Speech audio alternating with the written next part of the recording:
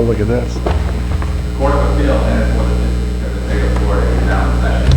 Honorable Brian D. Lambert, Judge, presiding. All persons having business before the court draw near to your attention and you will be heard. May God save the United States of America, the State of Florida, and this honorable court. Please be seated. Close to run for 3 again.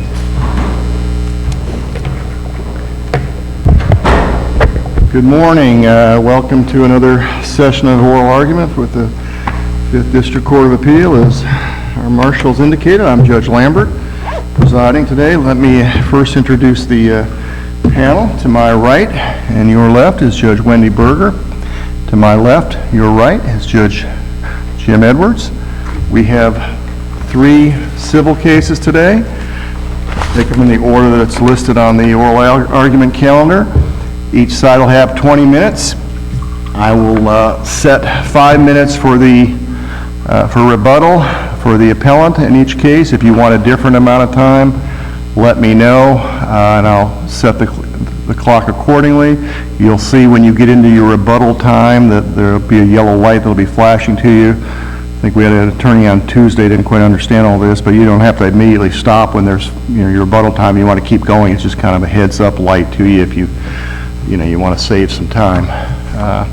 If you happen to have phones or any other electronic device that may go off during oral argument, please either turn the phones or device off or silence it so you do not disturb the attorneys while they're providing or giving their argument.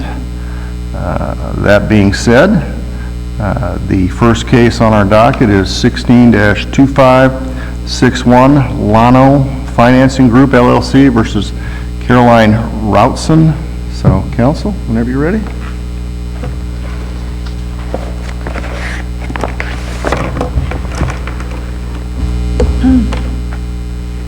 May it please the court. My name is Robert Hauser. I come from the firm of Pankowski Hauser. We're in West Palm Beach. I represent LLANO Financing Group, LLC. We're the appellant today, and 5 minutes is fine. Thank you, Your Honor. We're here on a dismissal of a complaint with prejudice. The trial judge's reasoning is that the complaint was barred by the limitation period, so there was no reason to grant a pending motion for a more definite statement. It was granted with prejudice. So I think the issue that is first and foremost here is limitations, because there were other issues raised such as standing, but those things can be addressed by amendment, whereas limitations is a dispositive issue. You agree it's dispositive? I mean, well, if I lose, it certainly is, yes. If I fail to persuade this court to follow our reading of the Kipnis case and Zuckerman and RSB Ventures, then yeah, if the claim is barred, it's barred. So the limitation period in this case began on October of 2013. October 31 when the final foreclosure sale was held? That's correct. And so I believe it's a 4-year statute of limitation, not a 2-year statute? Yes, sir, it has to be, because we're not in privity. But if it was 2-year, you would be barred? Yes, 2 years from 13. And the reason you're not in privity is because the original lender was not the one who commissioned the appraiser to do the work? That's right, sir. It was If the plaintiff had commissioned Ms. Routson to do the work many, many moons ago, you'd be out.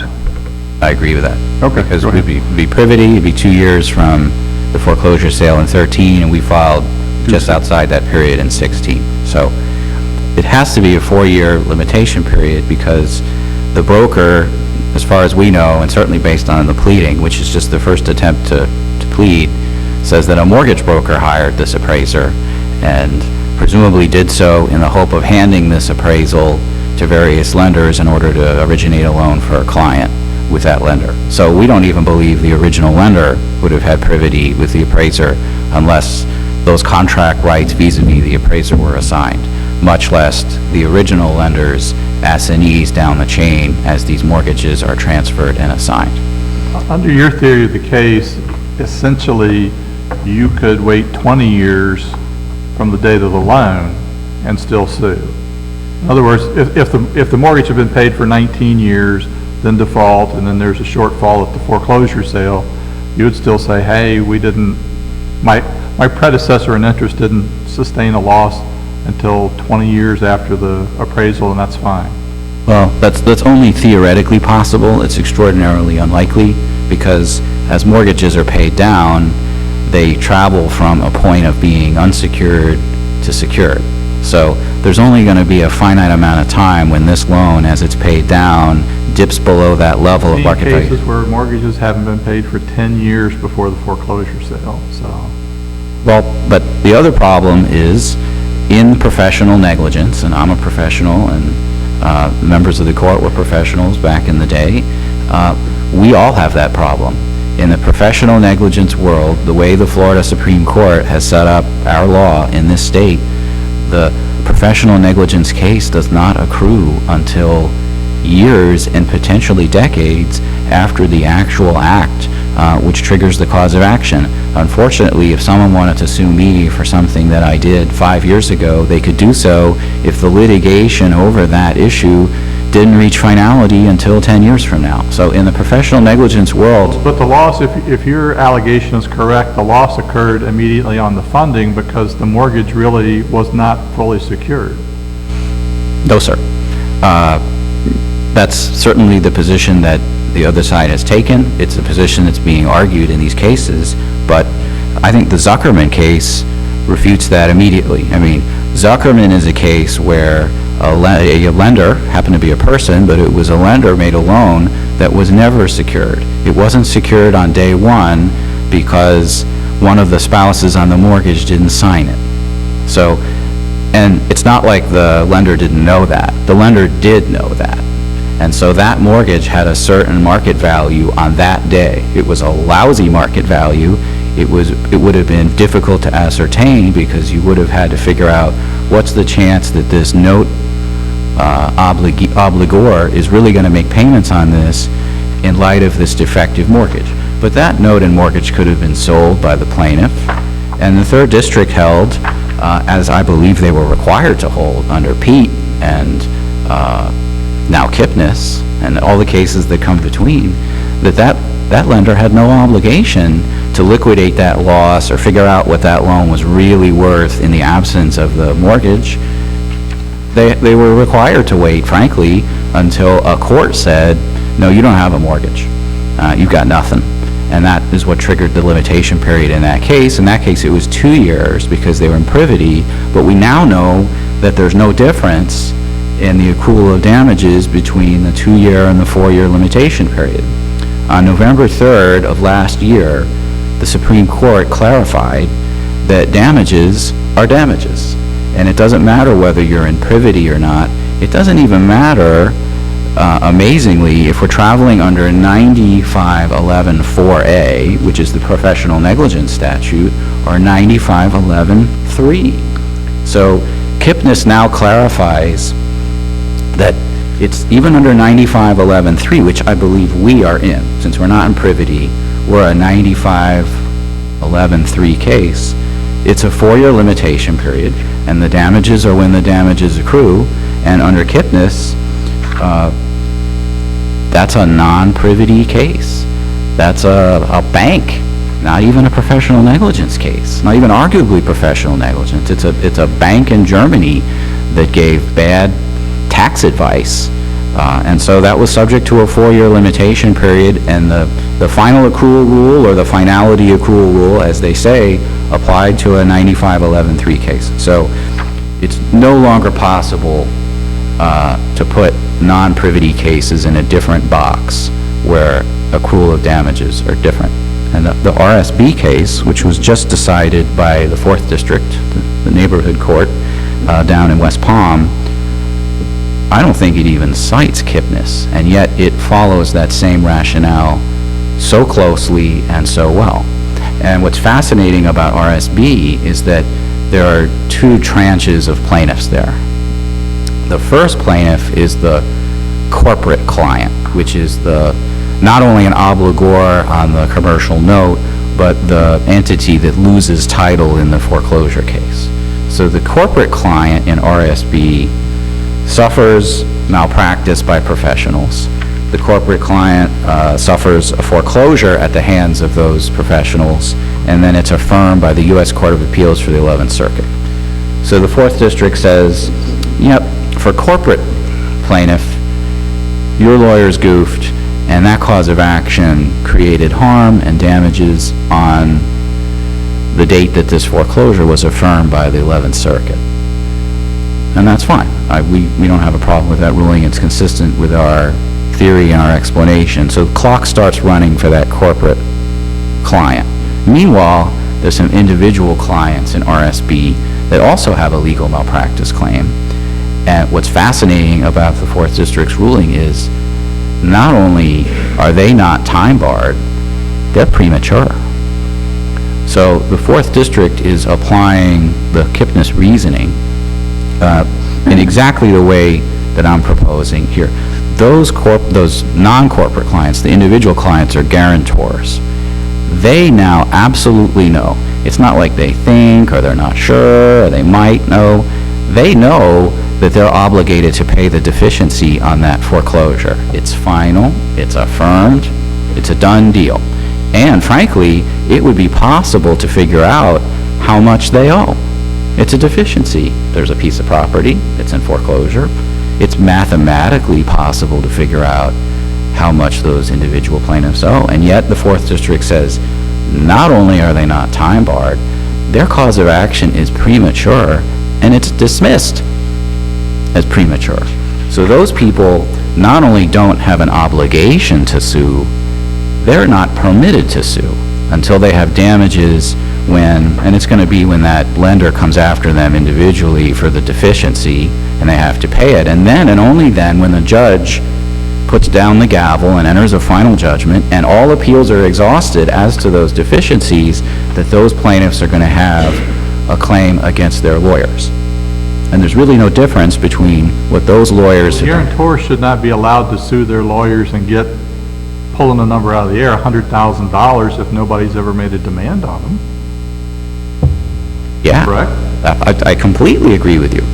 Completely agree with you. And that's Right. that's what the appraisers are going to say.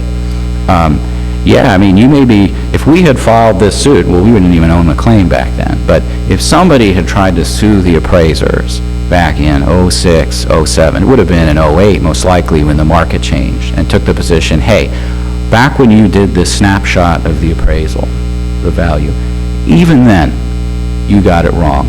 So this appraisal, this file has been underwritten incorrectly since inception. It's been flawed, it's been defective. If that claim had been made back in 08, within 4 years, the appraiser would have come in and said, you don't know that this borrower is going to default. You don't know what the property is going to realize in foreclosure. You don't have a final judgment. You don't have a deficiency judgment. And if you file suit against me now, it's just going to tip the borrower off that his house isn't worth as much as we all thought it was. And basically, the Supreme Court reprinted my argument in Kipnis on that point about premature lawsuits. There would be a lawsuit against this appraiser. The insurer for the appraiser would have to lay out a huge amount of money to correct that deficiency at a time and a place when nobody even knows that the borrower is going to default. Might never have defaulted, ever. He might have paid off the loan, or he might have done what I said a few minutes ago. As long as the borrower pays down the note to the point where the loan becomes secured a few years in, probably nobody's ever going to be harmed. So do you believe Kellermeyer is no longer good law then? There's a real tension between what Kellermeyer is doing and what Kipnis and RSB and Zuckerman did. And I have to think that RSB and Zuckerman ruled the way they did because they were influenced by the Silvestrone, Pete Marwick line of decisions, and the First District didn't have the benefit of that reasoning. On the other hand, Kellermeyer is a strange case because that's a situation where the lawyer's job was to get a contract from the debtor to spend money a certain way, and the debtor breached that contract, for sure. So, hey, he breached the contract. So if that's true, and the lawyer didn't do anything about it, the real problem is the lawyer didn't even ask him to sign a contract about that, and there was no underlying litigation to enforce that contract. And so the first district said, yeah, it's when he breached that agreement, or really a non-agreement, that you have damages. So Kellermeyer might be distinguishable, but as a practical matter, I think Kellermeyer would have been decided differently if those judges had had the benefit of this chain of cases that all go in one direction since then. Silvestrone, Pete Marwick, and then Skip Blumberg. So similarly, you think that, I guess, the Carrington and McGallan cases of the Southern District from 2015, wrong? I mean, I know they're not binding on us because they're federal court, not Right, yes. U.S. Supreme, but Yes. they are obviously after Pete Marwick, and they're kind of directly on point to the issues we're talking about today, of which Kipnis is not. I mean, we're actually dealing with an appraiser and et cetera in those two federal cases. Right, those courts are misapplying Pete. I mean, they're not getting it. And But you agree that if we rely on those cases, that you lose? Because they say that in a negligence claim, when we're dealing with a 4-year statute of limitations as opposed to the professional negligence, that it accrues at the time that the loan was given, which would have been at the time the initial loan was given in the case. But, right, well, that's reasoning that is inconsistent with our case, so I agree with that. But I think Kipnis blows that reasoning away. Like, for example, the Miko loan case is a case that the other side has cited of pretty sure it's the Southern District of Florida case too. And the Miko loan case was resting on a difference, that there's a distinction between the 2-year limitation period and the 4-year limitation period. And if you're not in privity, it was the 4-year limitation period. And until Kipnis was decided, that was a plausible argument, right? It was plausible to say, hey, if you're not in privity, the limitation period started way back when the loan was originated. That was an okay argument. But Kipnis has blown that away by cutting the distinction between the limitation period under 9511.3 and 9511.4a. So, damages are damages now, not certain damages. So then the question is, under either statute, when do damages accrue? We know that the lender wouldn't even be able to pursue the borrower until there's a foreclosure. And yet, under my opponent's reasoning, it would be necessary to go after the appraiser much earlier than that and basically recover the entire loss from the appraiser before even seeking recourse against the lender, against the borrower, sorry. I'm into my rebuttal time, so I need to pause. Okay. Thank you, Your Honors. Thank you.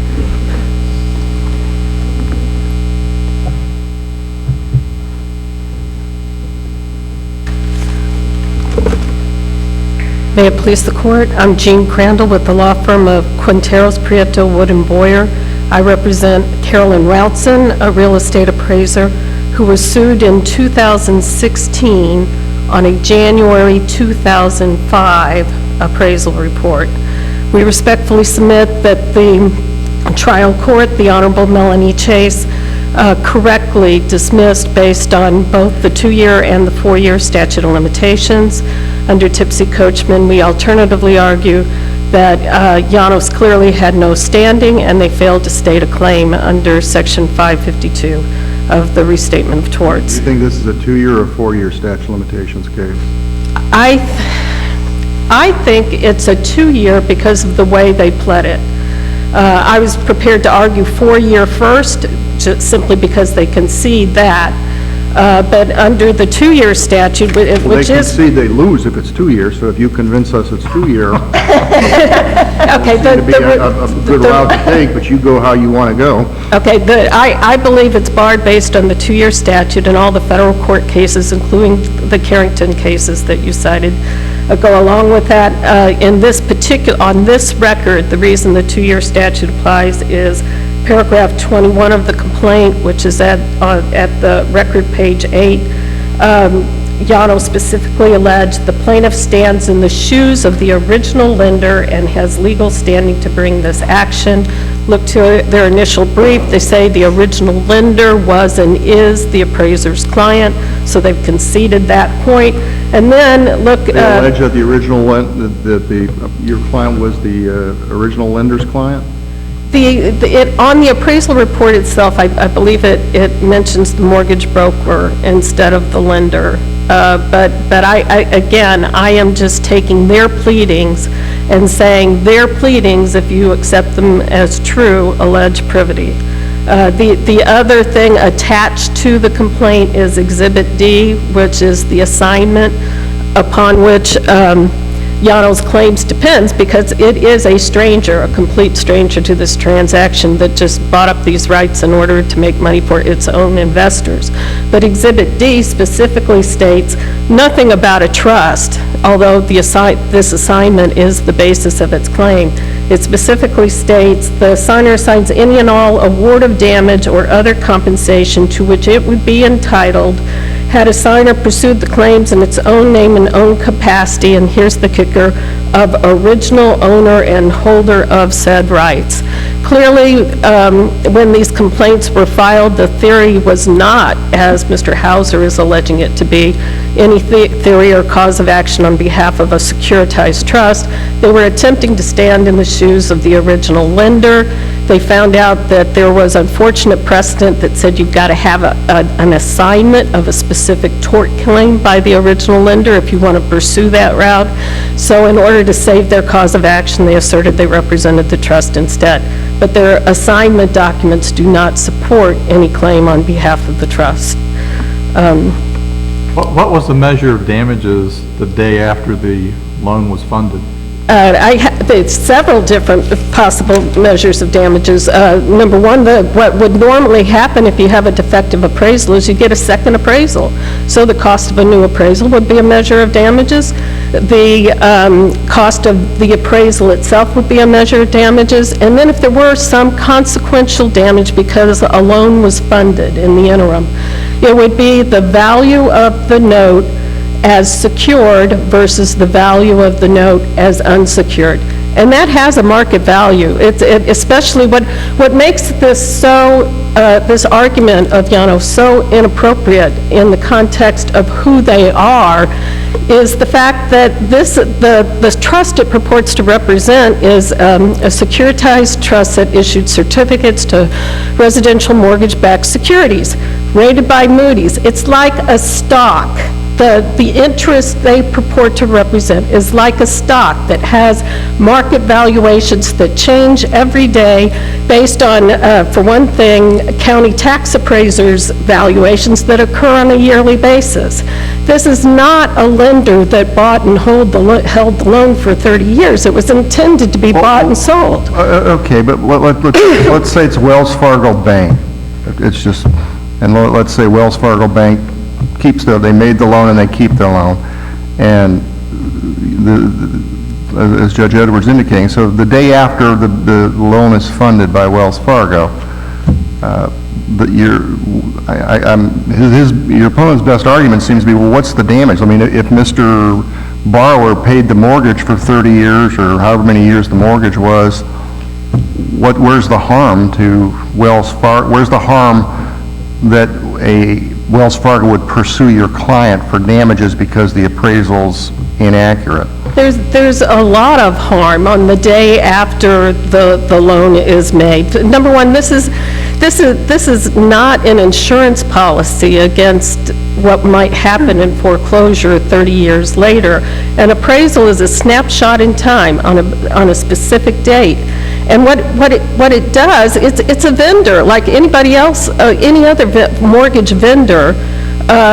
If your service is inadequate, you can sue on it. And in the case of a loan that is funded, TCF versus Market Intelligence, no reasonable court has ever adopted this position that you have to wait until foreclosure. Because if you did, that means a lender that bought and paid for a service on day one has to wait until foreclosure to pursue for a defective service. So if we adopted his argument, we'd be in an unreasonable court. Yes, I believe, yes, this is an honorable court, and I'm Be honorable and not unreasonable.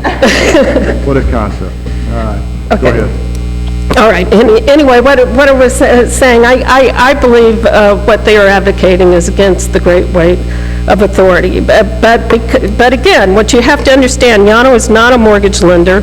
It has never sought to establish and cannot establish any interest in the note or mortgage. It is not a note holder, so to say it's like a lender in a mortgage deficiency action does not make sense. It never acquired any interest in the property. You should be arguing your standing argument as opposed to... Well, no, what I'm trying to say, they filed, this is a company that wants to make money off of suing people. That's their operational model.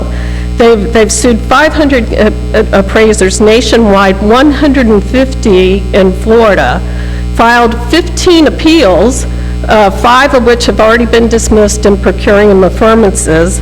And their whole argument is, well, we deserve a chance to get to a jury on facts they were unable to allege in their complaint and never even asked for the right to amend. In fact, their trial court lawyer said the complaint smelled. So in my mind, this is not an arguable issue. This is a frivolous claim, and Judge Melanie Chase was correct to dismiss it based on the pleadings. But again, the significance, what they keep talking about is cognizable damages, and this goes to the heart of what you've been saying. The word cognizable means within the jurisdiction of the court, capable of being examined by a court. I filed a notice of supplemental authority yesterday that involved a similar issue where an insurance policy was bought and sold, but it was based upon, and realization would only be recognized if the decedents upon which the life insurance policies were based died. And the purported negligent misrepresentation was the life expectancy of the insured was misrepresented. You know, similarly here, the underlying property they are alleging was inappropriately evaluated. But and there, as here, you can measure the damage. You measure the intangible property right. That is nothing new. And it's just preposterous to say you'd have to wait 30 years. But the other thing I want to drive home, if you do analyze this complaint, and I know that Mr. Hauser likes to gloss over this, but the trial court lawyer was unable to allege any actual reliance by the trust on the appraisal report. This is totally based on the fact that the trust wouldn't have had a note to purchase were it not for the fact that an original lender who never criticized the appraisal report, never assigned any claims on the appraisal report, relied on the appraisal, and therefore had a note that it was able to sell. That goes far beyond any type of claim that is cognizable under 552 in the Max Mitchell line of cases. Well, I suspect Mr. Hauser's going to get up on rebuttal and say, you know, my opponent never talked about this Kipnis case and Kipnis in 2016, and that's really the bellwether here. So why is Kipnis not the end-all, be-all for this case and that we should reverse? Your Honor, I actually cited Kipnis. I think Kipnis helps me. Well, go ahead and tell us why it helps you. And tell Okay, Mr. Hauser why you're because wrong. Kipnis reinforced what is the general rule in Florida, which is the first injury rule. That is still the law in Florida, and going all the way back from City of Miami versus Brooks. And the first injury rule is the following, which is quoted in the Kipnis court opinion. Where an injury, although slight, is sustained in consequence of the wrongful act of another, and the law affords a remedy therefore, the statute of limitations attaches at once. It is not material that all the damages resulting from the act shall have been sustained at that time, and the running of the statute is not postponed by the fact that the actual or substantial damages do not incur until a later date. That general rule was reinforced in the Kipnis court. They did discuss a special rule that applies only when, and here's the quote, The plaintiff's damages exist by virtue of an enforceable court judgment. This isn't preferring lawyers over appraisers.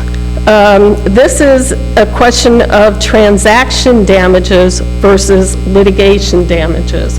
And in this case, where the damages exist by funding a transaction that was unsecured when it was supposed to be secured, the harm occurred at once because the lender has now made an unsecured loan that was supposed to be secured. The harm occurred at once. Whereas all the other cases that they have tried to utilize Kipnis for, there was always something that had to be decided. In Kipnis itself, I believe a motion for summary judgment had been filed by the IRS, but it was denied because there were factual issues. So the court said until the factual issues were resolved, there was no basis for filing the suit. Zuckerman, same thing. A lawyer malpractice case, sure, spouse did not sign the collateral documents, but again, spouse could have waived it. There could be a myriad of circumstances that would be resolved in the underlying litigation that would prevent the necessity of filing suit. You don't have that here. The appraisal happened in January 2005, and Ms. ROUTSON had nothing to do with this transaction since then. The damages depend on transactions, not litigation, and Kipnis's final accruality rule clearly does not apply. And as I said, it would be an unfortunate precedent for the industry if it were applied. But I do want to say a little bit about the other. I think Kellermeyer versus Miller is still very much good law. It's right on point. Sure, it involves a legal malpractice case, but the significance is that the court recognized that a reduction in value to secured property constitutes damages, and you don't need to wait until you seize the collateral in order for there to be damages. It recognized that a note has value in and of itself, a market value that is capable of measurement, and it is a published Court of Appeals decision, and no one, including the Florida Supreme Court in Kipnis, ever said it doesn't apply. But as this court mentioned, Kellermeyer was applied in First Mutual Group versus Miquelon. That was my case, by the way. And I did want to say, you know, I have defended 40 real estate appraisers from LLANO cases. They have all been dismissed, and with only two appellate decisions in the second DCA remaining.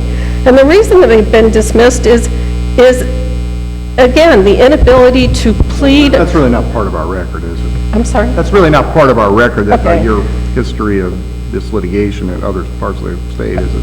Okay, but Let's kind of stick to our record here then.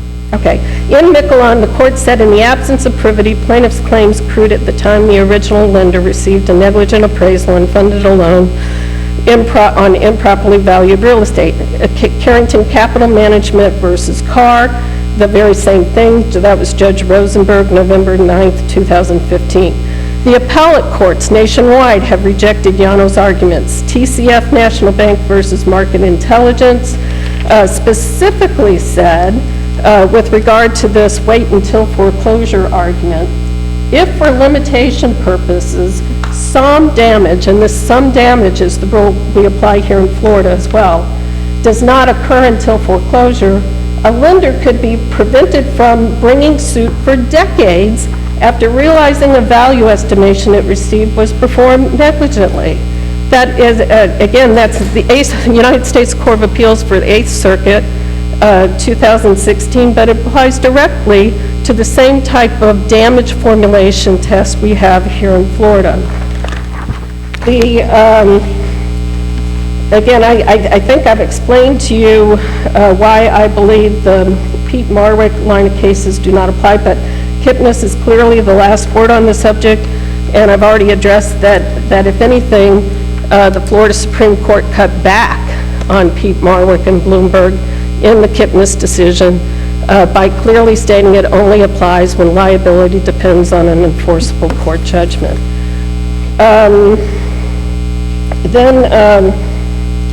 And here, unlike in Kipnis, there is no underlying litigation-related malpractice or ongoing judicial proceeding that would determine the claimant's liability. I can address the Kipnis 5 factors, but it's my position that Kipnis doesn't apply because of that statement I just read to you, that it only applies to litigation-related malpractice, not transaction-related malpractice. The only other thing I would say is on the two alternative bases, which is failure to state a claim on behalf of the trust and no standing. This court, the Fifth District Court of Appeals, more than others, has been fairly strict about stating facts that, if true, would constitute a claim of relief. Here, there was no representation alleged whatsoever to the trust, and no allegation the trust even saw the appraisal or relied on it.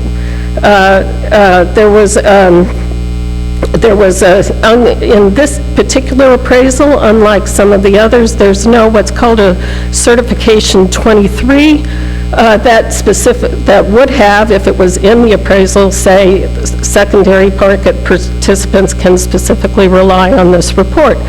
No, there's nothing at all. There's nothing in the report that says secondary market participants could rely on. There's no allegation that the trust, in fact, did rely on the appraisal. And as I said before, an appraisal is a snapshot in time. It cannot be relied upon to support damages over 10 years later from a foreclosure sale after the most significant market decline in history. Finally, with regard to lack of standing, again, I would ask that you focus on the assignment, the written assignment attached to the complaint as Exhibit D. It does not purport to assign Impact's servicing rights on behalf of the trust. The trust isn't mentioned, and Impact as servicer is not identified at all in that assignment. In fact, the language states that it's assigning Impact's own right to an award of damages. And if that's true, that would be an abdication of any representation role it had on behalf of the trust. It would be a breach of fiduciary duty for the servicer to convey the damage claim when it's actually owned by the trust. But if a fair reading of the assignment actually precludes them from suing at all on behalf of the trust. If the court has any other questions, I'd be happy to answer. Okay, thank you. All right, thank you very much.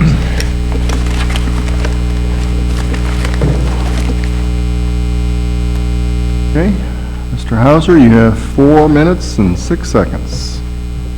Yes, thank you, Your Honor. So on the question of standing, this is the first draft, or the first complaint, and it's really, I can tell it's sort of a first-generation complaint. And as the appellate lawyer, it's clear to me that it needs to be cleaned up. But that's really not the point here. There's another case in this district called Kellogg with a very, very similar limitations issue. And so I don't think there's a problem with standing in that case. You would be And entitled to amend anyways, wouldn't you? That's As a what I matter of think. I course. think we can clean up the standing pleading problems, but there's something my opponent said that I really think needs to be cleared up. Impact can sue in its own name because of this odd body of law that mortgage servicers can bring suit in their own name. And that's a 4th DCA case called Elston-Leesdale, but they're relying on a 7th Circuit opinion, CW Capital, that I'm certain is cited in my brief. So the reason that the assignment is in Impact's name and not Impact on behalf of the trust that it services is because the law says they can do that. Well, Now, we're here on the statute of limitations issue as opposed to the standing, but explain to me how the special rule of Kipnis would apply in this case as opposed to the general rule. Because in Kipnis, they didn't do away with the general rule of accrual, but provides a special rule when the plaintiff's damages exist by virtue of an enforceable court judgment. So how is it why should we apply this special rule in this case? It's directly on point to that language. I mean, to me, the first injury rule begs the question, when's the first injury? The first injury is when a judge says, sorry, you only get X amount in foreclosure, and there's now this deficiency. Both the borrower and the appraiser are jointly liable for that deficiency. My opponent correctly, I believe, explained that Kipnis applies to transactions. This is a transaction. Kipnis is a transaction. In Kipnis, it was the bank that got the plaintiffs into this terrible tax fraud, apparently intentionally. And they spent money on it back in 2000 and 2001. There was a public announcement in Kipnis in 2006 or 2007 with the Department of Justice, a non-prosecution or deferred prosecution agreement, that the tax products that had been sold to the plaintiffs in Kipnis were fraudulent. So there's an injury right there under Kipnis, at least under common sense, and yet the real injury in Kipnis doesn't occur for legal purposes until the IRS completes litigation with the taxpayer, and a judge, again with a gavel, declares the amount of the deficiency. So Kipnis is a transactional malpractice case, exactly like this one. The malpractice occurred, it's not even malpractice, it's fraud, really. It occurs in 2000, 2001.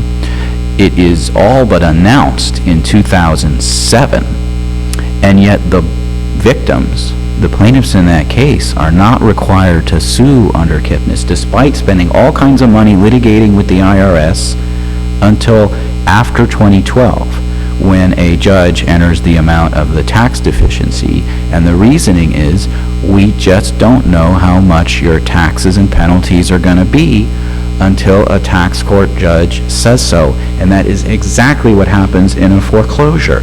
A certain amount of money is realized in foreclosure, and it's not like it's not subject to scrutiny. Judges look at that amount and they enter a deficiency judgment exactly like Kipnis. So I'm out of time. If the court wants me to answer more, Thank I you, will. counsel. But thank you for the court's attention.